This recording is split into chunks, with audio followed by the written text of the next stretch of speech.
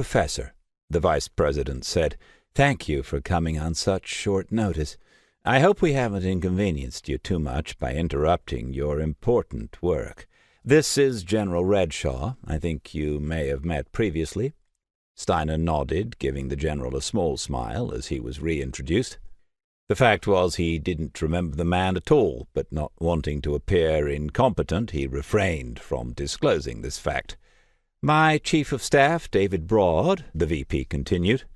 A sallow-faced man moved forwards and shook Steiner's hand firmly. "Professor, it's nice to meet you at last."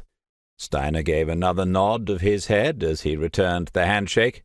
"Malcolm Joyner, Principal Deputy Director of National Intelligence," said the VP, indicating a tall, wiry man with jet-black hair, who remained sitting, merely lifting a couple of fingers from his knee in recognition. The VP then put one hand on the young man's shoulder. "And, of course, my personal aide, Nathan Bryant, who you already know." "Ah, that's his name," Steiner recalled belatedly.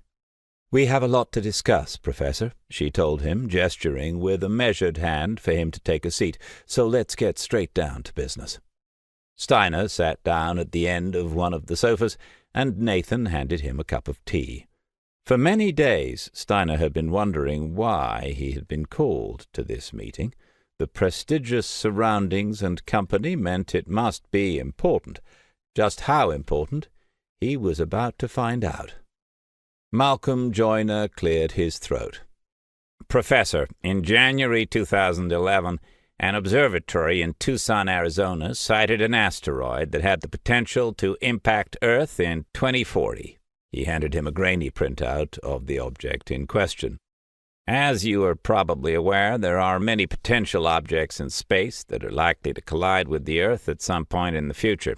Unfortunately, we have since verified that this rock, some 4 miles in length and half that in diameter, will almost certainly collide with us in 2040. To give you an idea of the scale of this threat, scientists originally estimated the infamous meteor that wiped out the dinosaurs was about 9 miles across. However, new estimates have the dino killer at a mere 3 to 4 miles in length.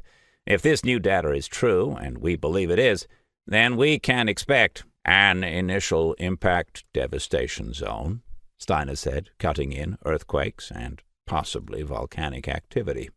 "Tsunamis and destruction of the ozone layer if the impact is in an ocean or sea, followed by acid rain and intense localized fires.